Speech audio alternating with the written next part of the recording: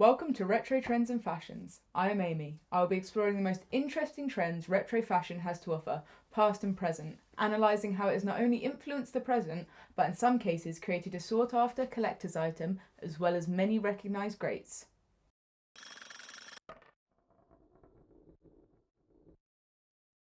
Today we are looking at the sports fashion shoe company Nike and how the integration of Michael Jordan brought mega success for the company Nike and Michael Jordan himself. This success has not only spanned decades, but also produced footwear that is still sought after now, and in some cases, with an authentication comes a massive premium. If you have not already guessed, we're talking about the one and only Nike Air Jordans. Originally, Nike was known as Blue Ribbon Sports Incorporated and was founded on the 25th of January 1964. The founders are Bill Bowerman and Phil Knight and officially became Nike Incorporated on the 30th of May 1971. The company Nike takes its name from the Greek goddess of victory. Also, the world-recognized swoosh logo is said to symbolize the wings of the goddess Nike.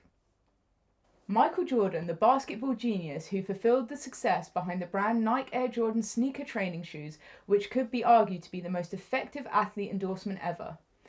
Nike Air Jordans were first introduced to the public in 1985 and are still popular 30 years later, making the Jordan endorsement not only one of the longest lasting, but possibly the most financially successful.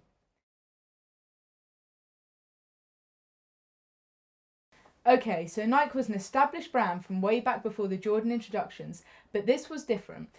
This was the endorsement from the rising star of the NBA Chicago Bulls, the man who made the playoff contenders in his first season.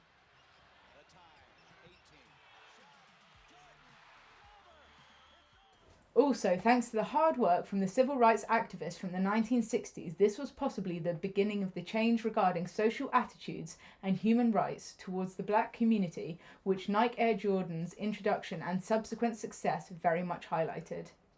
The Nike Air Jordan brand was so successful, it not only minted Michael, it cemented his name in association with Nike shoes in a way that his name is still recognised worldwide today. Nike actually released the first Air Jordans solely for Michael Jordan in his late 1984 sophomore series, and then subsequently introduced them to the public on the 1st of April 1985. This was the beginning of a trend that was going to blur the boundaries between fashion and sportswear. Nike now had the one ingredient it needed to blast itself into the stratosphere, and I can imagine right then all the other sports brands were going to take note. Well, that is a matter of opinion, but at that time, during the 80s, the youth of the day were perhaps the first generation to not be indoctrinated with a preconceived racial stereotyping. Okay, the civil rights movement still had places to go back then for sure, but the kids were introduced to the talented black people from every avenue of sports and entertainment. It was the beginning of the recognition of the black person's greatness, expressed in a blend of style and sportswear. The company Nike recognised how social attitudes and good sports smashed racial divides. Nike evolved to utilise this movement, leading other brands to merge the movement with their sportswear, bringing this recognition to the high streets.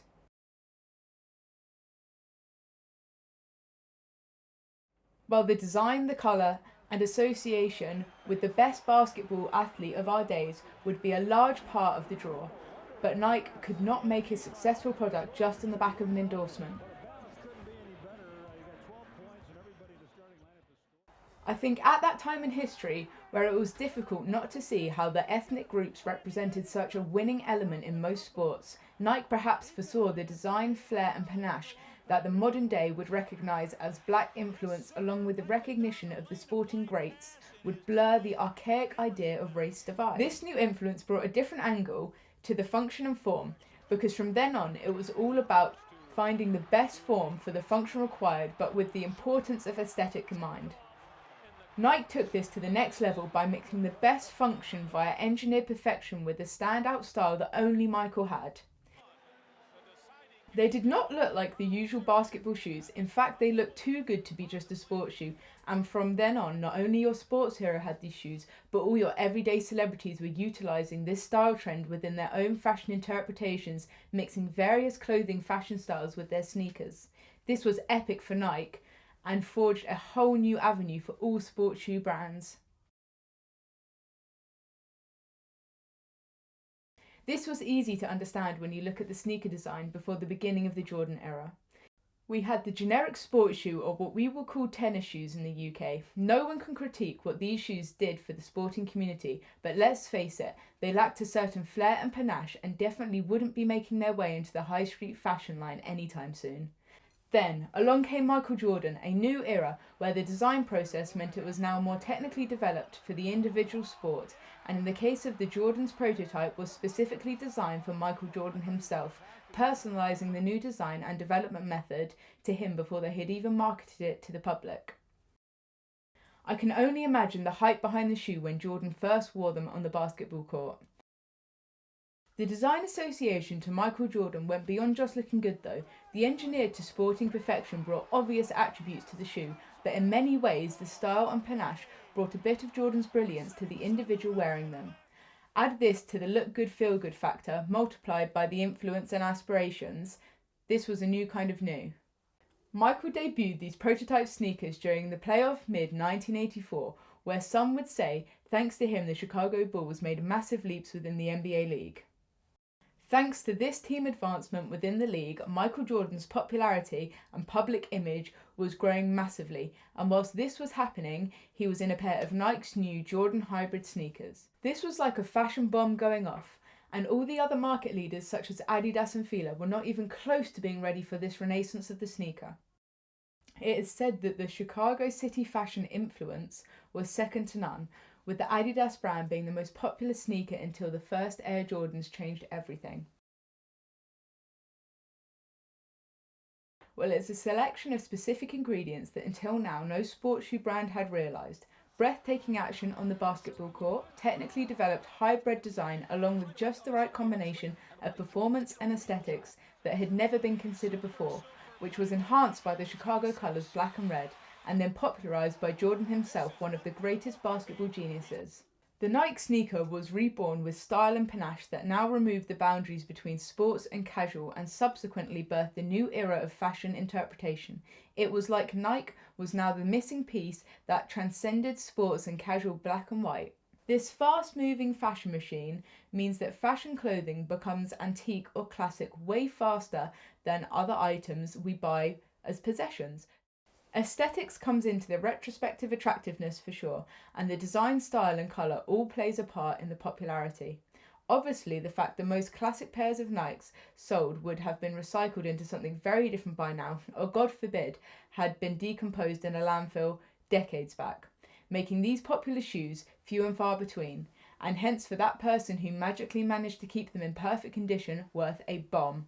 It's easy to see why a 1985 pair of Nike Air Jordan first editions are worth such a massive amount, but in the case of the Jordan's range, some of these retro shoes are worth a mint even though only 5 to 7 years old. New purchases become antique much quicker in the sneaker market than in any other market. It could be because sneakers are such a crossover shoe from sports, casual and even smart casual, whereas most other shoes are not as versatile. It was an amazing advertising idea by Nike, utilising the dawn of the black equality at that time in history where we all knew racism was bad, but the idea of equality for the black community was still at the light of the end of the tunnel.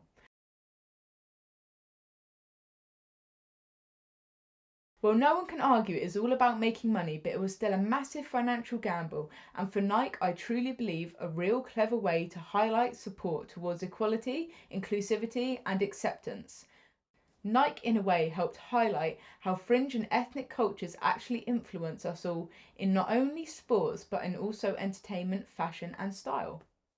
This was an advertisement renaissance that would change the face of the advertising industry forever on, and has been appropriated successfully many times since by companies across the globe.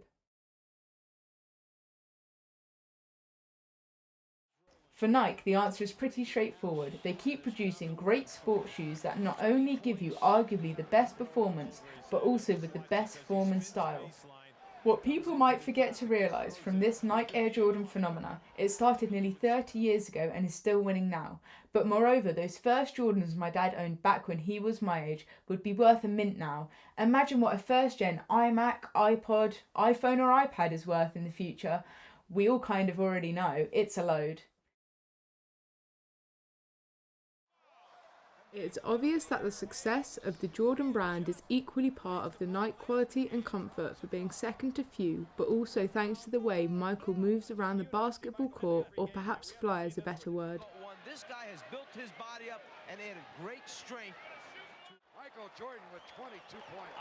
Unbelievable. It could be said that Michael Jordan brought the air to the Nike Air Jordan range. You only have to see him move on the court. He travels like a bird of prey in the wind. Nike Air Jordan, Michael Air Jordan. You never know the worth of something in the future that you might take for granted today. Thanks for watching. Look out for my next video. I'm Amy and this is Retro Trends Fashions for TV Overload.